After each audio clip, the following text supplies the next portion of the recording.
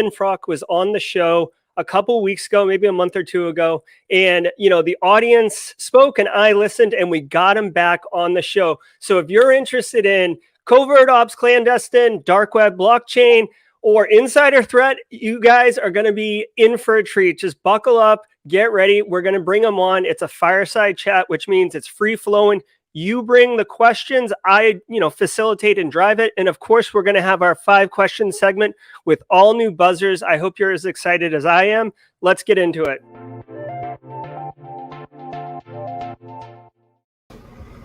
All right, Charles, what's up, man? How you doing?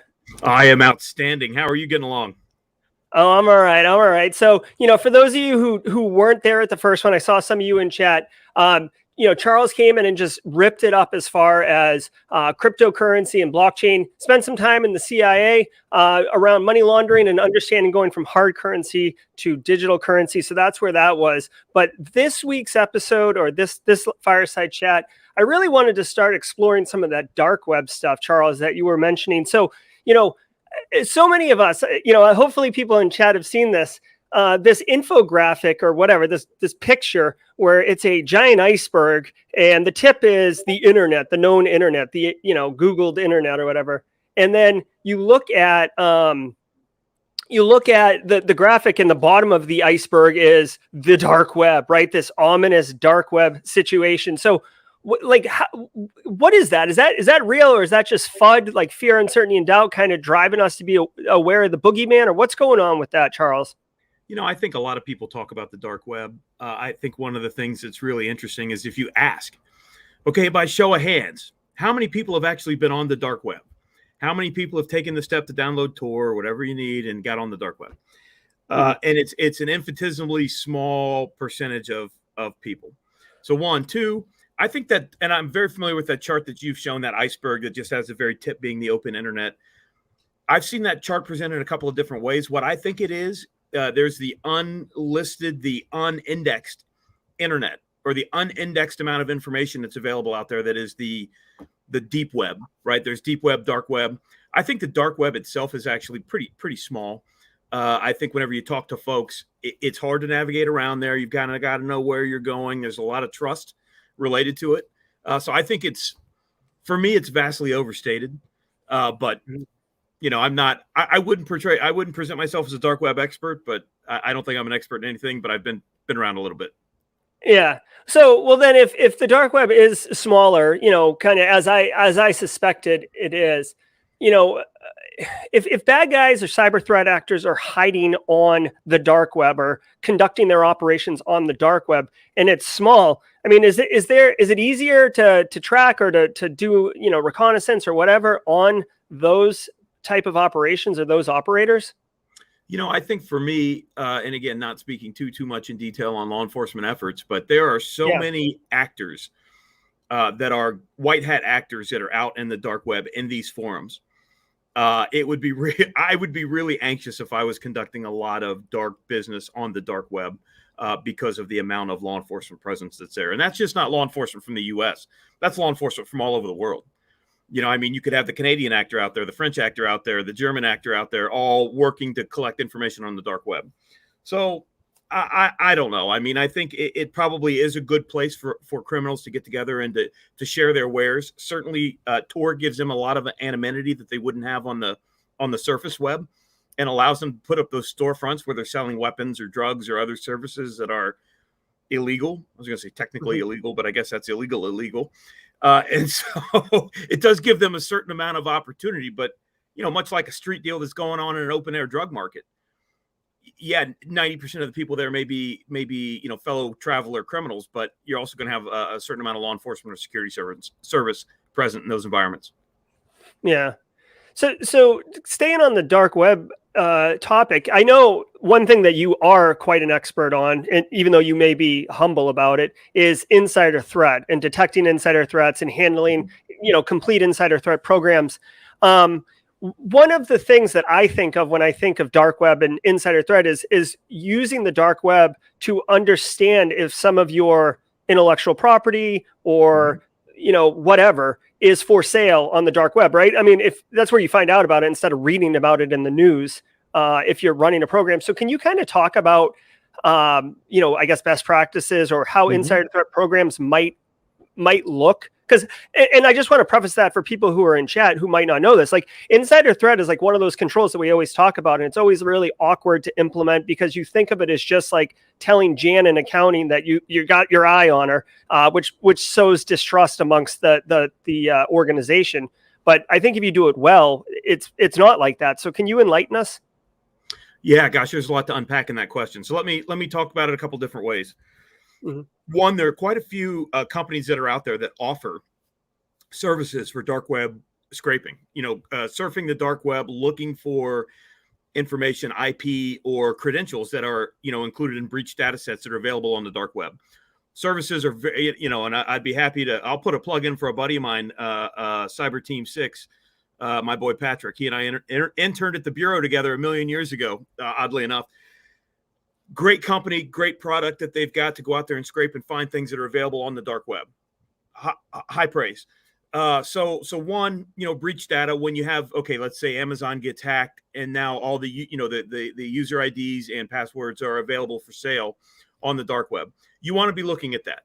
Two, if your information has been stolen and it's for sale on the dark web, you want to know about that. You want to be able to crawl the dark web or have one of these bots that crawl the dark web for you to find keyword searching. Let's say you'd want to look for simply cyber and confidential or whatever your search criteria is to see if information that has been stolen from you is available there. And then the third piece I think that's really interesting is the way that these criminal groups are, I don't want to say unionizing because that is sort of giving that conception of organization, but they've got their own specialty, right? So maybe I'm the person who socially engineers someone and gets the credentials. And now I'll sell those credentials. Maybe I don't want to hack Simply Cyber. Maybe I just, my role in the crime is to socially engineer you to get your credentials, and I'm going to sell those to someone who's going to use them. Conversely, or secondarily, maybe someone else they have exploits for sale. They don't want to use the exploit, but they've got an exploit for sale. So the dark web provides a forum for criminals to get together and to bring their individual skill set together to form, or to service that ultimate actor who wants to steal the information from Simply Cyber. Well, now instead of having to do it lock, stock, and barrel, where I have to socially engineer you, I have to develop the tool, I have to do it all, I can outsource that. One guy's going to do this. I'm going to buy the tool from here, and I just want to send the payload in the direction I want to send it down. So it's really it's a kind of an interesting place where people come together and ply their wares, if you will, the Star Wars cantina of the internet, if you will. Yeah. Well, I mean, it really is capitalism at its finest, right? Like I'm really good at socially engineering, so I'm going to, hang a shingle and start selling that skill set effectively. Yeah. So, I mean, do you get any budget? Like, so you just said, there's something for sale, right? And right. I mean, it could just be some jerk saying, oh, I've got, Simply Cyber source code. Yep. For sale. So, I mean, is it realistic to have budget? I mean, or do you ask the threat actor for a sample because you want some assurance that what you're buying is legit, but in reality, you're just validating that they have your data? So often, and again, I don't have a tremendous amount of experience in this because I feel like a lot of times it's talked about, but the actualization of it, of working for a company whose information is for sale on the darknet, I think is a lot less prevalent than what you would imagine. We've certainly engaged with more contractors in my experience, and again, I won't get into details, who have looked for that type of information. And when you tend to find it, it's onesies, twosies, a file here, a file there. So it's a lot less, I guess, prevalent than what you would imagine. And I let me circle back. I just remembered something you said earlier that I thought was funny. You said, well, if your confidential information has been stolen, chances are it's going to show up on the dark web for sale, not on the surface internet. Ironically enough, yes, maybe not. I mean, there's a lot of information that gets dumped on the dark or on the open internet, that turns out in the media leaks. These are WikiLeaks. These are all these leaks that come out on the internet. And I would say that's almost as prevalent, if not more prevalent, than the dark web. Information getting stolen, it's leaked out on the open net. You just got to write a little script that crawls pastebin and looks for dumps, right? Well, again, I mean, even, writing scripts or engaging with contractors who do surface web searching, looking for information or looking for information that is open on the private web, may not be posted on the private web, but has, things that are open that you can find. And certainly I'm familiar with examples of that where we found information we don't want available on the open net that people have found that isn't necessarily posted, but it's available because someone doesn't have the right configurations on their server or the right configurations on their, their settings. Yeah. So do you happen to have an example of kind of a situation that was almost comical or interesting on having found something? Or that you may be able to share. I guess there's a lot of confidentiality hurdles to jump through there. Yeah. So I'll give you an example, and like real life, right? Real life never tends to be as sexy or as interesting as the movies. So here's real life, right? And I'm not going to get into specifics about where, when, or how, or whatever. But let's just say, so we had a contractor that was doing searching for us, and found confidential documents that were available online. Okay, well, where these documents come from? So you do a little bit of research, and you find, okay, they're connected to this IP. Well, who's this IP? Well, this IP is a supplier, but it's not a prime. It's a sub, but it's a sub of a prime. So it's one of these things when you start looking at your supply chain, and you look at, and this is going to be a little bit of a wide-ranging answer, but when you look at your supply chain, oftentimes if you've got a really good supply chain security program, you're looking at your primes, your prime suppliers, but you're not necessarily looking at the sub-suppliers or their suppliers. And it might be that your recs or your confidential information is being passed down through those who all have mutual NDAs because they need to support it. And your data pops out on the end, and you said, how in the world did it get 4 steps removed from me? It's all legitimate. It's all being used appropriately, but you have no idea what's, where your gaps are out there. Yeah. Just for chat, somewhere Neil Bridges is rolling around talking about third-party risk management. He trashes third-party risk management, but this is what it is. This is what we're talking about here. So okay. So as far as insider threat though goes, like what are some other kind of, I guess, realistic things of insider threat that could be done that isn't just putting a keylogger or a spyware on your employees' computers? Now, look, keyloggers and spyware sounds really nasty. I like to think of it in terms of continuous evaluation.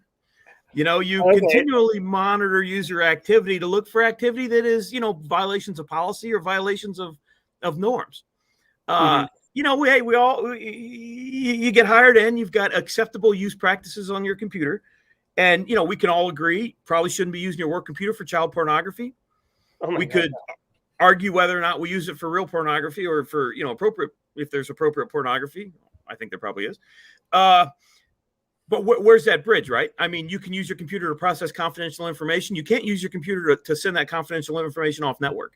So I think we could all agree that, continuous evaluation of someone's network activity to find policy deviations is righteous. Definitely not spyware, definitely not keystroke loggers. So when I look at insider threat, I'm looking for indications of data movement, data loss. I don't care who you're dating. I don't care where you're going to get your lunch. I don't care any of that stuff. I'm looking very specifically about who is mishandling, whether maliciously because they're stealing it or stupidly because they're trying to circumvent some kind of procedure for a work purpose, but is unnecessarily putting our data at risk. So that's what I look like. That's what I look at for my network monitoring tools. But I'll tell you, that's just one piece, right? A good comprehensive insider threat program, I like to say, it manages the life cycle of an employee from an insider threat perspective. And that's everything from before they're hired, doing enhanced vetting on people that are coming into sensitive positions. There was a case famously out of, it was the Southeast, where someone was arrested for embezzlement. She'd been hired on this company, she embezzled, and the question was, gosh, how could we have seen this coming?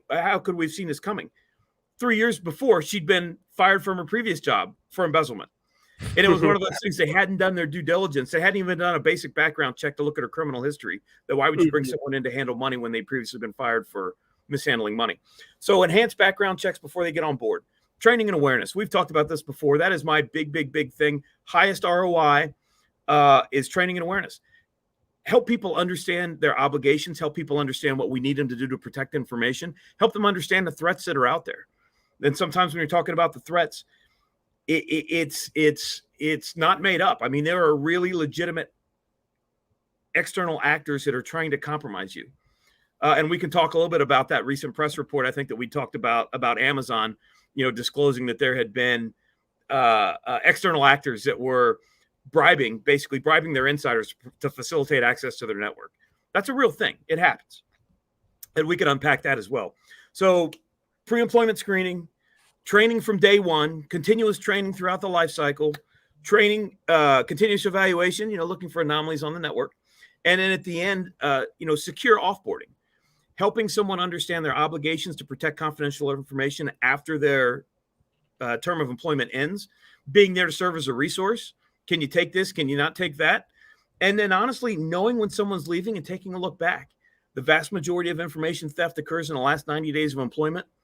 It's not rocket science. If I know you're leaving, I'm going to take a quick look at your network activity going back to see what you've taken. And everybody takes something. Sometimes it's just good old, it's just your contact list, or sometimes it's just your W-2 or your tax statement or whatever. But everybody takes something. And the people that have packed a go bag full of information before they leave, it just jumps out at you. Just jumps out. So that's, that's really a high level, my pillars of a good insider threat program. Yeah. So, I see chat here mentioning some stuff, I see a lot of organizations. Okay, so let's do this. Mohammed says a lot of small organizations don't do that. I agree. I feel like there's a certain level of trust at smaller organizations because it's like, it's the 10 of us or whatever.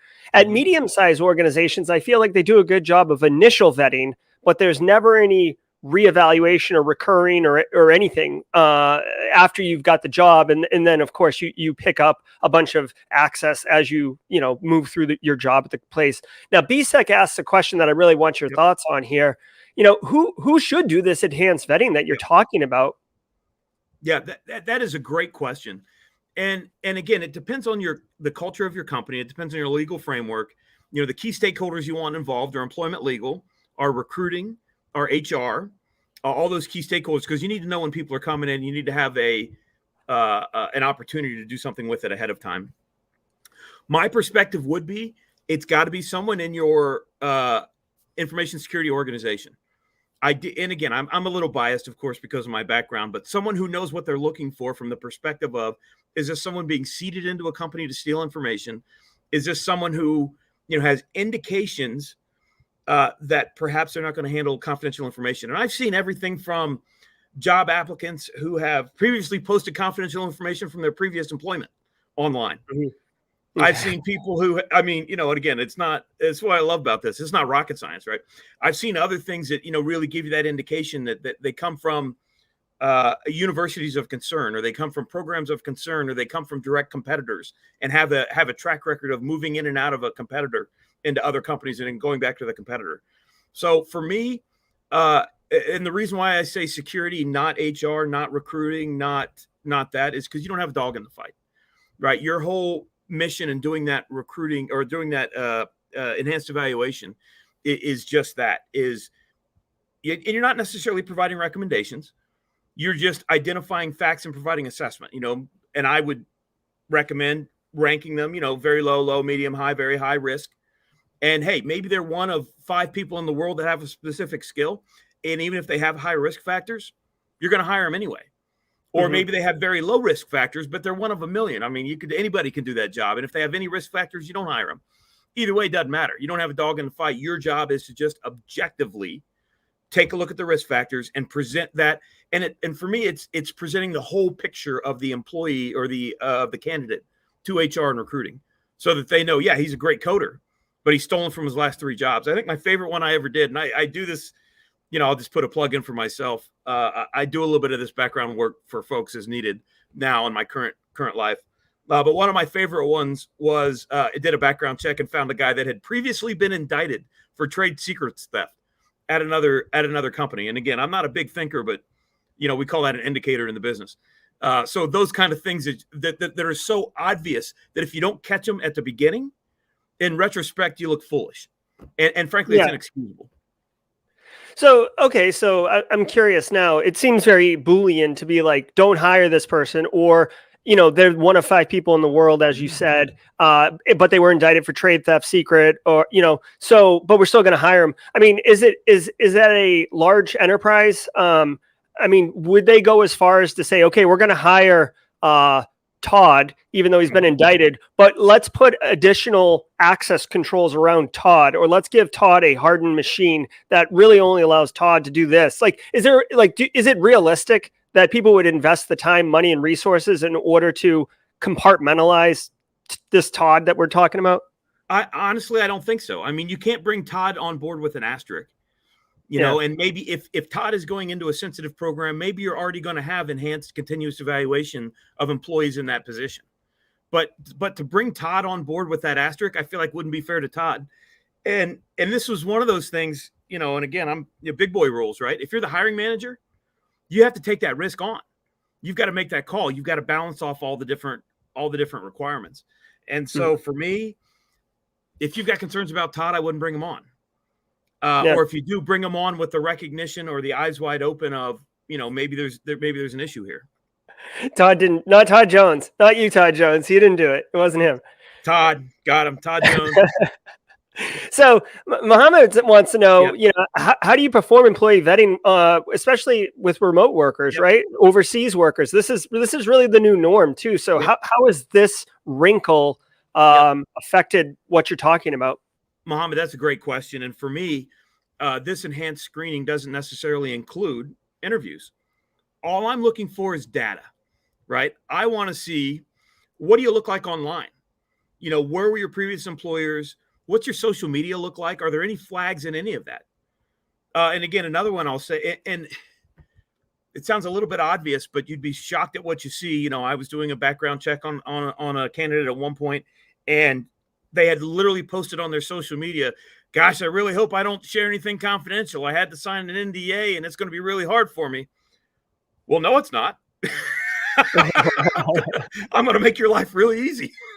Yeah. So, you know, just checking out, you know, and if you're coming from overseas, yes. If you don't speak the language, if you're not familiar with the culture, you know, it can be a little more complicated, but at the same time, it's possible. I think, but I also think, and it's another good point, Mohammed, is you want to be really clear with people about the capabilities and about the possibilities, right? Someone coming from an area that you're not familiar with, that you don't speak the language, you don't have information about the culture, it may be more difficult to get meaningful results, but you know, you do what you can. Yeah. So final question on insider threat. You had just said it's known the last 90 days is when the collection period occurs. I mean, do you have like telemetry, or like we could use like a SIM tool to be able to notice like, oh, large amounts of files being copied off, or all the network drives are being accessed by this person. Do you set like alerts or kind of rules to detect that? Because you say 90 days, but like most people, give 2-week notice. Like maybe if you're, in a good person or whatever, you might give 4 weeks, but no one's giving a 90-day notice. So, no, they're not giving 90-day notice, but what they are doing, and if you've got a user activity monitoring system, and there's a lot of systems out there, a lot of platforms out there that give you this functionality, you can start to look at web traffic. You can see things like, oh, he's going to an internal mobility site. In retrospect, right? You're not going to see it in real time because there's too much noise. But so now I know that Gerald he just put his 2 weeks notice in. All right. Let me dial up the magic Wurlitzer here and see what it shows. Well, it showed 90 days ago, he started looking at Indeed and Glassdoor, and he looked at internal mobility. Okay. So the guy's he's unhappy in his current job. Great. Now he's reaching out to a competitor. Now he's going to their website. Now he's looking at, submitting a resume. Okay. And it's in that period of time where you're starting to get conditional offer and theft before 2 weeks notice. Right. And I always say, you're packing your information go bag. Right. So as soon as particularly if you know that your company's got a really robust internal security program or insider threat program, that, if you're going to a competitor, if you're going to someone like that where your access may be cut, well, chances are you've already done all the stealing you want to do ahead of time. Yeah. Please go ahead. Please go ahead. No. That's good. I was going to say final question, but really as a follow-up to that, Jess, spot on, man. Good call. What is she saying? This one? Yep. Yeah. Okay, yeah, yeah. There you go. I mean, look, It's real. People are real. People are human. People will do the best in their own interest every time. You know. and I'm gonna absolutely quote Tony Robbins here, and that is, happy people don't hurt people. So if you've got a, pardon my French, if you've got a shitty work culture or a toxic culture where people are constantly leaving or being forced out or always having to be concerned about their jobs, you are going to have data loss. There is no, if there's not loyalty down, there's certainly not going to be loyalty up. And so that's exactly it. It's always a funky one for me because it's not technically, for me, it's not technically part of insider threat, but workplace health, mental health, communication in the environment is huge. You're not the one as an insider threat practitioner necessarily to solve it, but you certainly support HR, and you certainly support EHS, and you certainly support all the other aspects of the company that take care of employee well-being. And if you've got a really good company, you don't have these kind of problems. Yeah. Exactly. So, but I wanted to ask you, so you said, oh, this person's leaving. Oh, let's fire up the Wurlitzer. Like, to what end? What is the objective? Yeah. You go look and you see that, let's just use me. So we leave Todd alone. I don't want to upset Todd. So I've already got Todd on enhanced monitoring. That's it. I'm on him. So you pull me up and you see that I went to Indeed and that I applied to a job, 3 months ago, and now all this. So, but I'm out the door, Charles. So what do you like? What do you care? I mean, are you just trying to assess the impact of the already compromised data, or what's the objective? Yeah, great question. So a couple of things, and I didn't answer your question. You asked me before. There are some of the user activity monitoring systems that allow you to put flags on for certain things, right? So let's just say you're uploading to Google Drive and you shouldn't be. You're moving data into USBs. Well, you're going to get flags for those. And that could kick off an investigative activity there. And it should, frankly. But let's assume that you don't have good tripwires set up and someone hasn't tripped those wires, and now you submit your 2 weeks. I've got to have a great relationship with my HR department so that 2 weeks, the day that you submit your notification, they flag it for me. And so now I've got 2 weeks. You're still working for 2 weeks. And you've got to be up on your toes, and you've got to run that back, and you do that 90-day look. And so now bingo, bango, Todd, because I got him on enhanced monitoring, man. Todd looted the place. So now what do I do? Well, I have the options of, I can conduct an interview. I can snatch his laptop and I can image it. I can decide whether to go to law enforcement. I can decide whether we're going to take legal action against him. At a minimum, I can do that interview with him. I can get his side of the story about why he thought it was okay to take all these things, and then have him go through and delete all the information from all the places and then sign an affidavit that says he does not retain any more of this. And then he gets walked out the same day. So yes, you're right in the sense of, when data leaves, data's gone, right? You can't have it's tough, right? You can't put the toothpaste back in the tube, but you can certainly take steps to let them know that and that they sure as sugar better have it all deleted. And if not, you're coming after them with law enforcement or legal or whatever the right thing to do is. But the vast majority of time, you give them that option to have a conversation. I didn't know I couldn't take that. Oh, you didn't know you couldn't, or you didn't know you'd get caught. Either way, it's cool. Yeah. I'm here to help you out. I'm here to help keep the honest people honest, and let's just pretend that you're one of those people. Let's just log into your stuff, and we're just going to delete it from every place. Cool, good, awesome. Yeah. I'm sure you didn't know it wasn't okay. That's why you brought in the 8 terabyte plug-in hard drive. You know what I mean? And moved all these CAD drawings off, or the source code off, or what? Yeah. People have all kinds of stories. It's amazing. But I was a cop before, and it's no different from, I accidentally put that candy bar in my pocket, or I accidentally put that camcorder in my backpack. I mean, it's just, people are people. Yeah. Especially when they get caught. So, Cracking Me Up actually asked an interesting question. As far as like doing that analysis, what if it doesn't reveal the risk of the candidate? That's a great question. And I think this is where I was trying to get after this a little bit. You have to be really clear to the hiring managers in the business. It's intelligence, it's assessment, it's not magic, right? I am never going to be able to tell 100% if someone's going to come in and steal. Because you know what? You could have stolen from your last 3 jobs, and now you found Jesus, and you're not going to steal now. Or you could have been trucking along and everything's great, and now your wife got COVID and your mom's sick and you need to pay for whatever, and so now you're going to steal something. It's just one data point. And what I always tell people, it is just part of the process, and the process doesn't stop until someone's left the company. As I said, I manage the whole employee life cycle. So you're doing your best. You're going to miss folks. That's okay, but you're also going to catch folks. So if you can, it's almost like that funnel, right? If you're funneling people out, you're better off than you're not. So it's never going to be 100%. Anybody that says it is probably fibbing. Yeah. Spatsic, running red lights here. I like it because they looked green. Colorblind. You could be colorblind. And just, amber. It was definitely amber. I was, didn't mean to. Yeah. A lot of greens. So, hey, let's pivot to crypto scams, because I know I wanted, like, selfishly, I wanted to know more about crypto scams. We hear about people's wallets getting stolen right now. I'd be interested if chat, like, if you guys are getting into this crypto game, like Shiba Inu is exploding now. There's like zoo tokens, like NFT space. Like, there's just, like, the crypto space is like out of control. But people are getting their crap stolen because they're not securing it. So, what is going on there, Charles? And, like, is there anything that we should be aware of or look into? It's interesting because it's a little bit of everything. Part of it's a cybersecurity issue, and that's all the stuff that you're familiar with, right? Lock your passwords down, not mishandling your keys, things like that. Okay. But the other piece about it is the social engineering. For me, there's hacking and stealing, and then there's scams. There are people that convince you to willingly give you their money because you're ignorant, you're uninformed, you're greedy. You could be in love with this person that you met on Tinder.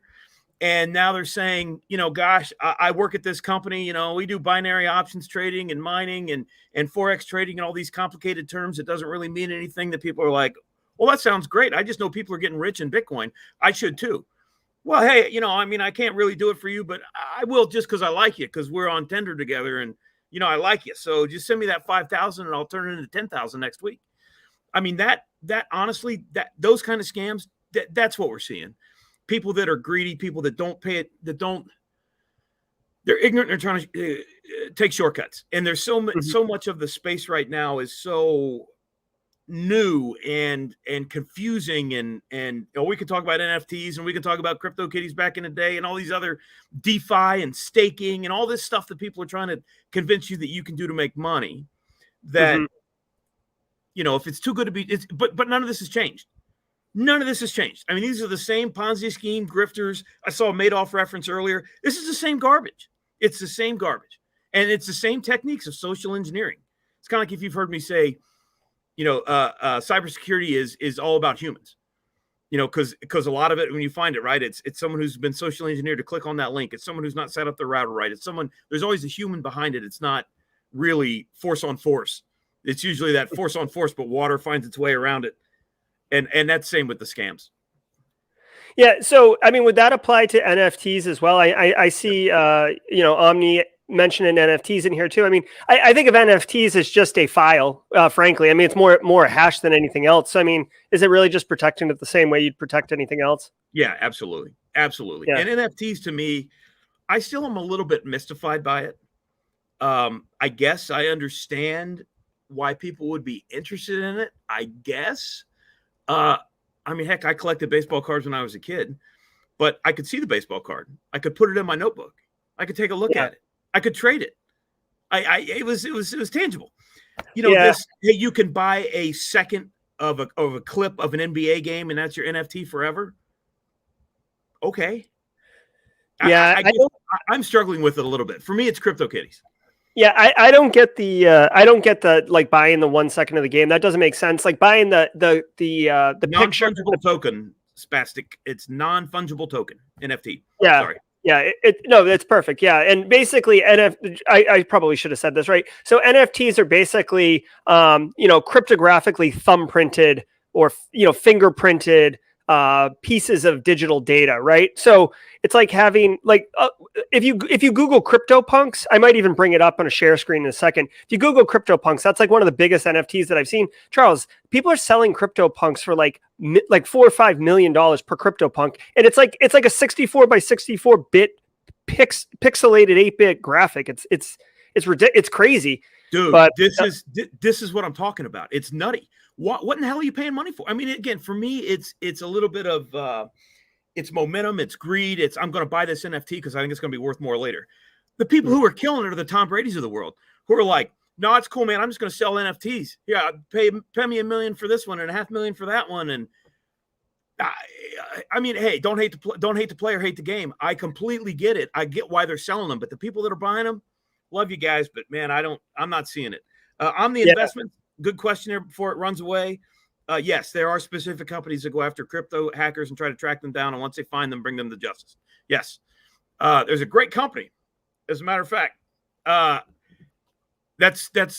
left my last company as an employee, and that's what my company does. We hunt down people that are conducting scams. We collect their information. We burn down their infrastructure and take them to law enforcement. Oh, hold on. I want to share something with the group, but I do want to get into that because that sounds, like juicy. Like that's like I can smell that kind of stuff. Yeah, here, check this out. So I don't know if anyone heard this, but like this was in the news the other day, and it was definitely the most outrageous thing. So hopefully you guys have heard of Squid Game. It's like this wicked popular show on Netflix. So maybe 2 weeks ago, right? You can see this, the date on this is November 2nd. So I guess maybe 3-4 weeks ago, someone stood up a Squid Game cryptocurrency and sold like $3 or $4 million worth of it. And then they took all the money and closed the exchange, like just closed it. Like it never was a thing. It was just people were like, Squid Game, gotta get it. And there you go. Again, for me, it's really hard for me to be sympathetic for people that fall for these scams because this is oil wells in Oklahoma. This is buy a share in the company that's trying to find the Titanic. This is, I mean, these scams are as old as time. But the difference is right now with Squid Game, and it was a big thing in the ICO craze in 2017, 2018. People are creating these tokens that have no value, that have no utility. Their only utility is to generate income and revenue for the people that created them. And the really scammy ones like this one, they just pull the plug. Money's gone. Peace out. One of my favorite stories about this is, spastic. Stick with the big ones. Stick with the big ones, you'll be fine. One of my favorite stories about this, the North Koreans, and if you ever catch me in person or if we ever want to talk about, North Koreans, the North Koreans literally created an ICO just for this reason, to generate revenue for the regime. They created an ICO that they were going to sell fraudulently to make money for the regime, and then they're going to pull the plug. This stuff is out there, man. It is out there. People are doing this all the time. So no, Squid Game, not surprised at all. There's always been tokens that have popped up that have captured whatever imagination is going on. I'm surprised there's not a Yellowstone token. Yeah, I'm surprised there's not a Harry Potter token. I don't know, whatever's popular right now. That is interesting. That, I mean, and how can you really? Is there any? Because crypto is like wildly unregulated. Is there any recourse for the victims of that Squid Game scam? It depends, right? It depends on, can you find the parties behind it? What jurisdiction are they located in? I mean, if this is some dude sitting in his home in Poughkeepsie that's running the scam and we're able to find him, absolutely. If this is somebody sitting in Pyongyang who's doing it to make money, probably not going to be able to do anything with it. So, and you've got to have enough, what's the right way to say it? You've got to have enough victims to get the right type of, it'd have to be a RIP coin, by the way. If you're going to make a Yellowstone token, it's got to be a RIP coin because that's badass. So I don't know. I don't know if people are tracking these people down. Occasionally, if there's an easy win, we'll do it, but it's hard. Yeah. Well, I can imagine. I mean, it's hard enough now to recover ransomware money, you know what I mean? Like, let alone someone who just like vanishes in the middle of the dark. Yep. So just to like, I guess, circle back to what you were talking about with your current company and how you basically find bad guys who do bad stuff and then you burn down their infrastructure. Can you kind of walk us through that or share a story of one such example? I'll tell you about one from this morning. Okay, there you go. So my company, Black Hand Solutions, we've got clients that are large companies whose name, image, and likeness is being used to target potential or current customers, right? So I absolutely stole that term, name, image, and likeness, from the NCAA, but it makes a lot of sense, right? I'm using Simply Cyber's branding. I'm claiming that I'm Gerald Auger, and I'm going out and I'm targeting people. So oftentimes we do both reactive and proactive investigations. Reactive is you get a victim report in that says, hey, I lost, or hey, I gave you $10,000 and you said you would double it in a month. Where's my money? And they're like, what in the world are you talking about? And that's reactive. Proactively, we go out and hunt in the social media channels for people that are using that name, image, and likeness to conduct these scams. And we go out with a victim persona, and we go out and we basically socially engineer the people that are trying to socially engineer people for scams. And we're a bunch of former spies and JSOC operators and people with backgrounds like mine that have a good time doing this. Not least of which because these guys are horrible, despicable people that would steal money from folks. Then we're able to collect their information, their websites and phone numbers and emails and bank accounts and crypto wallets, and then we burn it down. Go to law enforcement if we can, but most of the folks are coming out of Africa or India or Eastern Europe and places where we can't get, and so we just burn down the infrastructure. With the whole goal being, when we first start with a client, it's really easy. You do a little bit of light searching, you find 10 different scams that are obvious, and that may have, they're multi-layered, right? They've got a LinkedIn page, they've got a website, they've got a Telegram channel, they've got a Facebook page, because no one's out there hunting them. And so once we've went through and we've burned them all down, well, now the scams start to look a lot more like scams. Like, we're just communicating on Telegram because my website's under construction, and I don't have this and I don't have that. Great. It looks a lot more like a scam. Well, that's what we do. We like to clear those folks out. And again, some people say, well, it feels a little whack-a-mole. Like, are you ever going to make these people stop scamming? No, we're just going to make it harder for them. We're going to raise the cost a little bit if we can.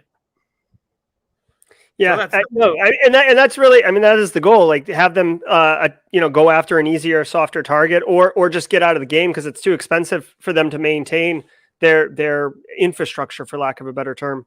So interestingly, and again, I'm not going to get too much into our tradecraft because it's fairly specific and that's a hell of a lot of fun. But there was one occasion where I had a South African that was recruiting me to participate in his scam. He was going to mentor me and show me how to conduct his scam. He was giving me his contacts that would give me the scripts and that would set up the websites for me and all of that. And all of that had a cost. So, what I saw, look, if you can tear down somebody's website, if you can tear down their infrastructure, there's a cost to that. Even if it's just the time that it takes to get a new burner phone and to set up a new bank account or to set up new crypto wallets or something like that, it takes time. And so, yeah, it's a lot of fun, and it's really, really rewarding. Victim interviews are the worst. Hearing good people talking about, just being crushed because they've lost real money. And it's horrible, but it kind of motivates me to do what I do. And I'll share another one for you. I get motivated by this. My mom at one point lost money, was scammed by folks that had done the whole, hey, your computer's running slow. Give us your credit card and we'll speed it up. And I happened to be back in from overseas at that time, hanging out with my mom in the kitchen. I said, hey, I'm going to check my email. She goes, oh, don't use the computer. It's getting fixed. What are you talking about? So I walk in there, and sure enough, she had access. She'd enabled a remote access tool on it, and they're cleaning up her computer. Well, they were on a Western Union website from her computer, and were just sending transactions out using her credit card. And so I obviously cut it off and talked to them. And the only difference between mess with a guy like me, and I called my buddies from the Indian Internal Bureau to track these guys down, because you don't pick on somebody else. But that kind of stuff, man, chaps my rear end because, come on. It's my mom. My dad had one the other day. That happened several years ago. 2 weeks ago, my dad got a call that said, hey, this is so-and-so, my nephew, my sister's kid. I got in a car accident last night. I'm in jail. Don't tell my mom. Can you help bail me out? And my dad, who's not senile, he's got some mentation issues, I guess is the technical term for saying he's not quite all there anymore. He's getting out his credit card. God bless my mom overhearing it saying, what are you doing? Yeah. And so it's crap like that just fires me up. And I love this scam, working against these scammers. Love it, love it, love it. And I love being able to take some of my background, my experiences, my tools, a little bit of my mean spirit sometimes, and just spike these guys that are hurting good folks. I love it. I love the righteousness of it, and I love That, you should have like a Netflix TV show, maybe 2 seasons. The first season's really involved in what you're doing, and the second season maybe like romantic interest or something. I don't know yet, Charles, but there are a lot of people in chat here want to be an intern at your company. I'm telling you that. You could see it in chat. I'll be honest with you. In all seriousness, I am hiring because there's such a big work for this, and so anyone who's interested, hit me up on LinkedIn, DM me. I'm definitely taking interns, and I'm definitely looking for folks that can do a little bit of work on the side. There you go. I just used my Nightbot exclamation point guest. I have like a mod bot that does things that I barely ever use. But there you go. There's Charles Finfrock's LinkedIn information, at least for the YouTube people. Charles, let's do a giveaway, and then we're gonna, while that's queuing up, we'll do 5 questions segment, which is everybody's favorite part. It's a new thing that I've introduced since the last time you were on. So let's do the giveaway. Everybody, the giveaway code is going to be, let me see, here it is. It's #TheSquad. So if you put #TheSquad in chat, you will enter the raffle. We've actually, Josh Mason and Cyber Supply Drop bringing real heat this week. We've got 5 prizes to give away. As soon as I find them here, 4 of them are 1 month Try Hack Me Premium. So, I mean, if you're doing Advent of Christmas with Try Hack Me, you know how awesome that platform is. You can get premium access to the whole works for a full month for free. And then he's also giving away, we're giving away, I think, a lifetime subscription to this website I'm not familiar with, like Cantrill.io. But it's basically going to train you how to be an AWS architect. I can't promise that the person who wins that one is it's going to align with your professional interests, but we're giving stuff away. So thanks to Josh and the whole team over at Cyber Supply Drop. Okay, while that queues up, Charles and chat, let us do our 5 questions segment. Okay, so Charles, the way 5 questions work is I have some buzzer options. I'm going to ask you 5 questions and try to keep your responses to like a minute. If there's time, I'll give kind of my answer to the same question. But the buzzer option kind of signifies time to move on. All right. So Roger. Here are our buzzer options for this week. Here we go. So this is number 1. Crypto is America.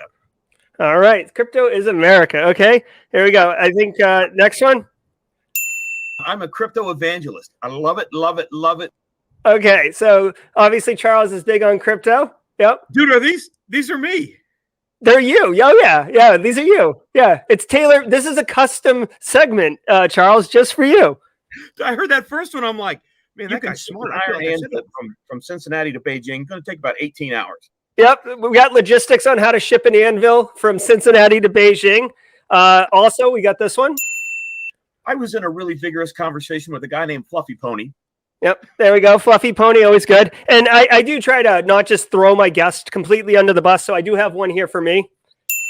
Jesus. Oh, like I just need a break from moving this cash. Yeah, that's us talking about moving money from one trunk to another and how moving millions of dollars, you would somehow complain about it.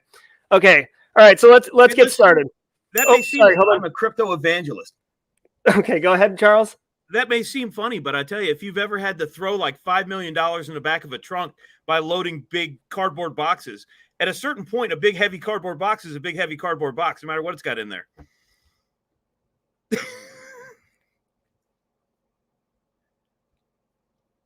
Oh, did Jerry freeze on us? Or did I freeze?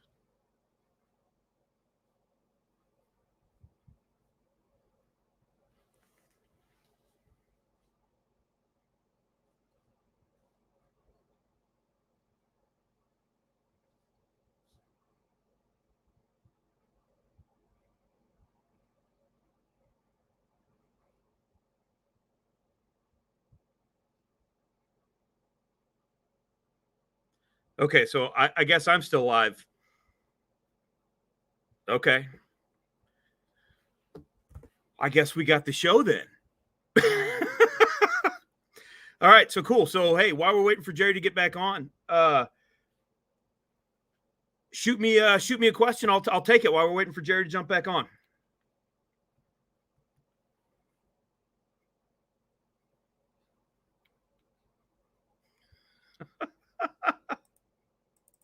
Whoever said Omni earlier that said Telegram is where scammers hide out, absolutely. I don't know why Telegram is such an open area for them, but absolutely. Absolutely. Let's see. Any other questions in here?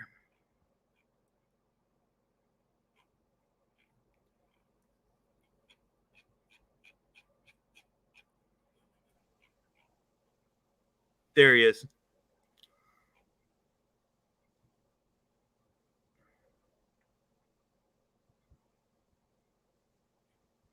Stephen, while he's getting logged on, I'll answer your question here about what do you recommend for... Oh.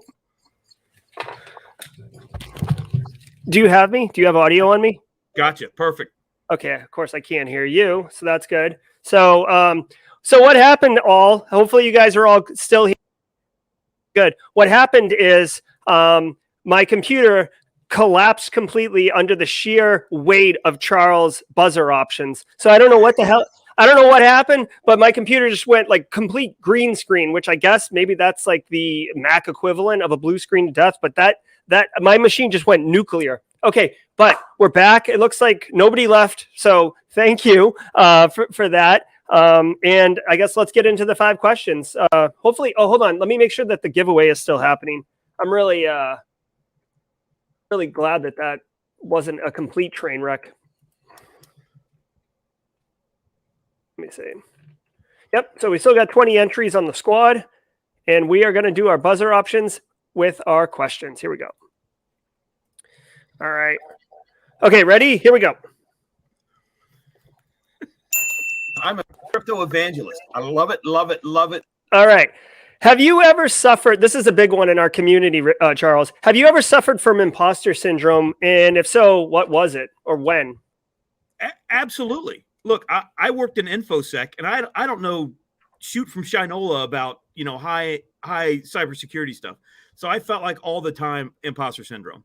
There were other times, when I first left my training facility and when I first started in the world in the CIA, and I'm a 25-year-old kid, and I go out there and I look somebody in the eye and I say, I will protect your life. If you betray your country, I will protect you.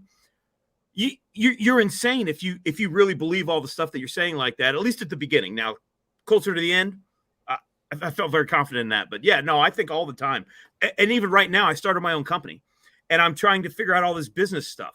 And I'm meeting with lawyers. I'm talking about QuickBooks and all. Yes, imposter syndrome all the time. Yeah, I feel that.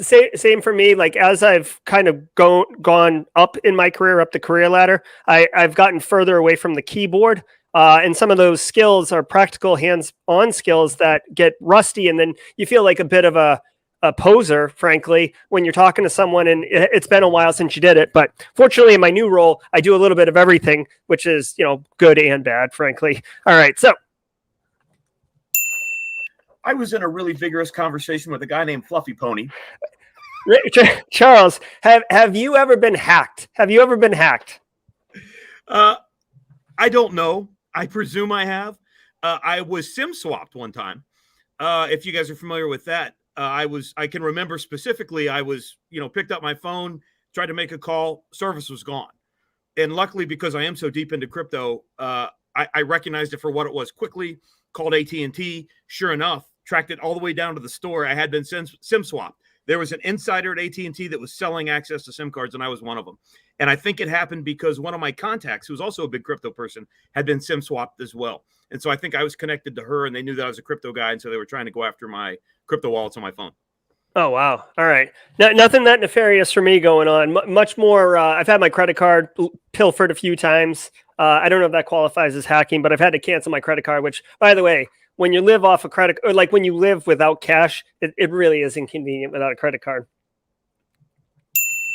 You can ship an iron anvil from Cincinnati to Beijing. Going to take about 18 hours. Yep. Like logistics. That's DHL timetable right there. Charles, what's a risk that you've taken in your life that you're actually happy that you took? I enlisted in the Navy when I was 17. A lot of friends of mine stayed right around small town Ohio, farmtown Ohio, and I'd have stayed around there. I enlisted in the Navy. I joined CIA when everyone thought everyone, my dad thought I was crazy because no one else knew about it. Mm-hmm. I left the government service when people are like, "Are you insane? You're not retired yet? You pension all this stuff," and I left. I just left Tesla, where I had millions of dollars on the table in equity, and I walked away from it to start my own company because I'm passionate about it. I'm excited about it. I take risks all the time, man. Love it. I love it. I do. I love it. I really think you should like maybe there's a place for someone like me at your company who just makes YouTube videos of you guys burning down people's infrastructure. There's a whole like genre on YouTube of scam call center scam baiting. So maybe that's a good thing. As far as me, big risk. Me and my wife picked up and just moved to South Carolina without knowing anyone, without having ever been here. Didn't have any social network, nothing, and just moved and loved it. Never looked back, and we're very, very glad that we made that leap of faith. Jesus, like I just need a break from moving this cash. I wish I had that problem. So hey, what makes you lose track of time?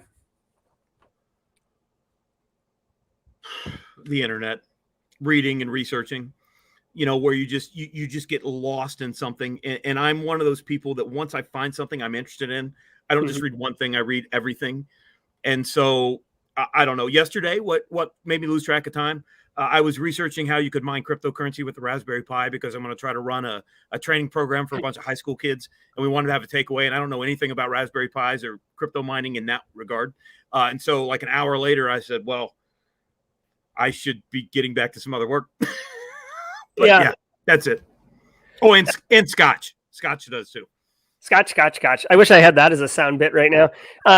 Hey, just as an aside, like I just did a couple videos with Raspberry Pis. The community, the Simply Cyber community, a good portion of them are Raspberry Pi people. So if you want, like, I don't know, maybe we could collaborate on that. Creating that Raspberry Pi miner thing. That would be interesting. I think the community would like it too.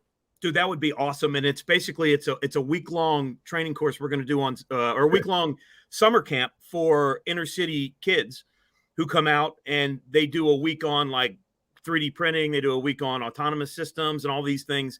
And so, yeah, I'm going to do a week on crypto with them.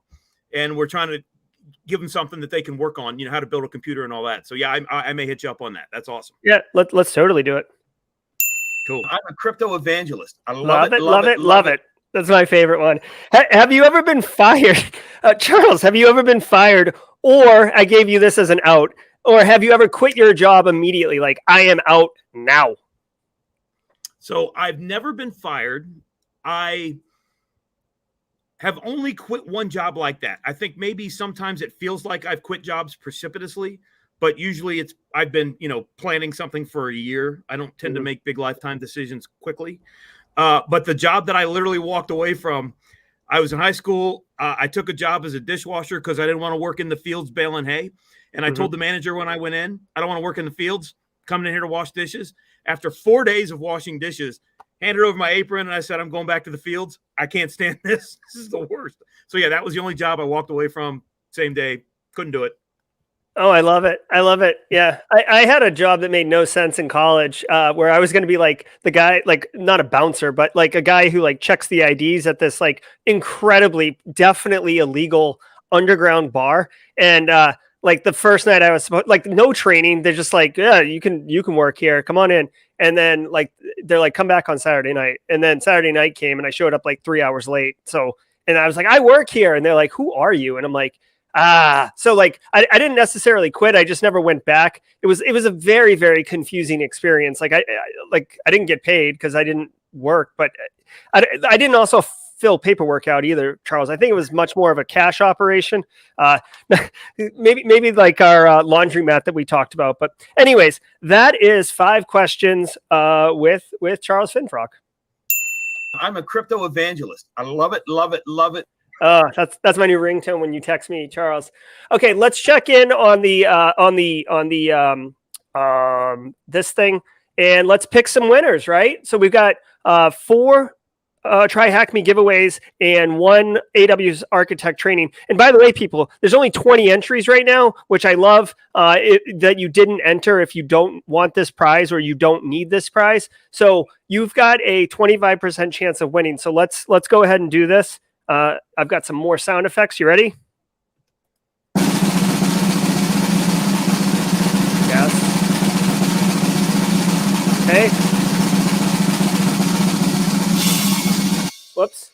All right, so Matt P is going to get one of the try hack me's. Let's do it again. Okay.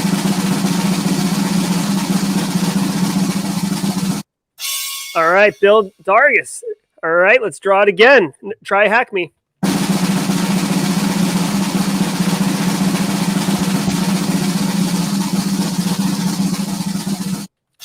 Ooh, Michelle. All right. Nice job, Michelle. I love it. Here, hold on. I love it, love it, love it.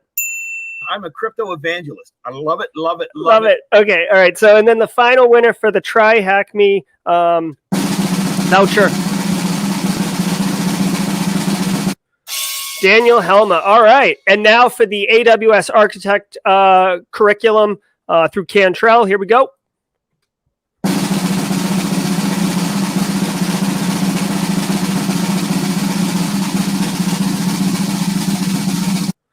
All right. Oh, it's Todd Jones. That's perfect. That's perfect. Todd. So, hey, Charles, I know he's on like enhanced evaluation or whatever. Yeah, enhanced monitoring, but he did win that AWS Architect training. That is legitimate. So, yeah, totally, Todd. Just click on the link when we send it too. Yeah, exactly. So, hey, everybody who won, congratulations. Definitely pumped for you. Please just reach out to me through LinkedIn or Discord, and I will do that, I guess. I will get you, what you need in order to claim your prize. So, wait, hold on. I just guessed. This is what happens when you try to mod and talk at the same time. Okay. All right. So that does that. Let me check to see if there were any more questions. I know that there was a bunch of questions in chat here, but here, I don't know. Let's do it this way, Charles. Let's send you off. Final thoughts. Like what would you like to share with the community in kind of your final thoughts here? And I would assume that you will be invited back. This community obviously really enjoys you and loves your stories and your good spirit. For me, I'll end where we ended with on cryptocurrency. If you're crypto curious but haven't taken the leap yet, cryptocurrency is much better experienced than explained. Go to Coinbase, go to one of those reputable places, buy some Bitcoin, buy some Ethereum, move it around, get familiar with it. This is going to be a staple of our community going forward, and there's no reason to stay ignorant on it. And if you have any questions, there's a lot of people out there that can help you navigate around. I'm happy to help you navigate around as well. And just because we talk about scams don't equate to cryptocurrency. Scams have been around since the beginning of time. And so while there's a flavor of it because of crypto, because people don't understand it, don't get scared. Right? Don't get scared. But if it's too good to be true, probably is. That's it. I like it. Well, so you just said get some more information, get out there. Like, is there a reputable source that you would recommend someone go to if they have zero clue about any of this, but they want to learn? Yeah. And again, I hate to keep pointing to Coinbase, but if you go to Coinbase, there's tons of good videos, education videos that are out there. And Andres Antonopoulos is an OG in the space, and he's got a lot of really good videos that explain it, very, very clearly. There's great documentaries out there. There's great books. Bitcoin Billionaires, the story about the Winklevoss twins, really good one. I really enjoy it, and it talks a lot about the evolution of the space. And if you really want to get out there, there's a couple of conferences and things like that. Go out there and meet the people in real life. Whoa, Nelly. That's next level. Yeah. So those are all some great resources. Thanks, Charles. I'm going to send you to the green room, and then I'm just going to pump our next thing right here. Something you might be interested in. Thank you, Charles. And thanks, chat, for being great to Charles. We're definitely going to have you back on for another fireside chat. Awesome. Thank you, guys. Yeah, of course. All right, guys. So I want to just tell you, this is something brand new that we're going to be starting up with the show. We're beta testing it, if you will.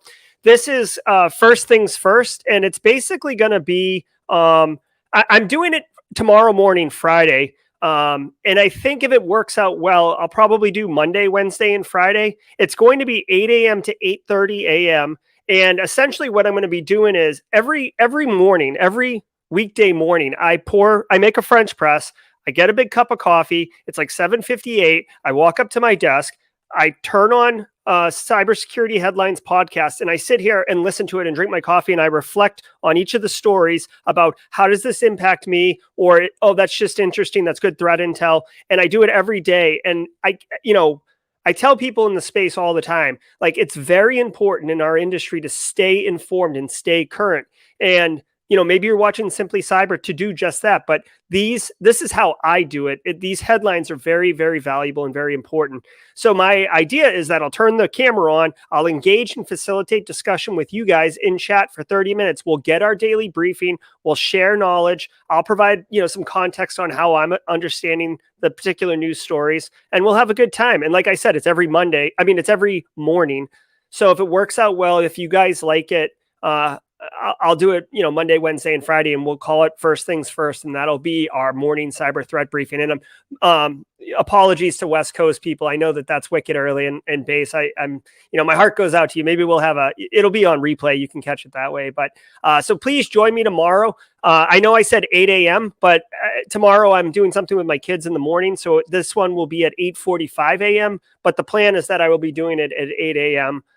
Generally. And then we can, if you're interested, as 8:30 completes, we'll throw to Neil Bridges' Cyber and Security live stream that he does on Fridays at 8:30. So I hope you can join me, for a good time. Next week on the live stream, we will be having Clint Dungeon. If you're interested in industrial control system security, operational technology, Texas, or smoking meats. Those are all the things that Clint is into and really, really smart about. I'm personally really interested in learning a lot about kind of that niche industry of ICS security and how to get into it, frankly. So please join us. Thanks so much, everybody. You've been wonderful, as you always are. And until next time, stay secure.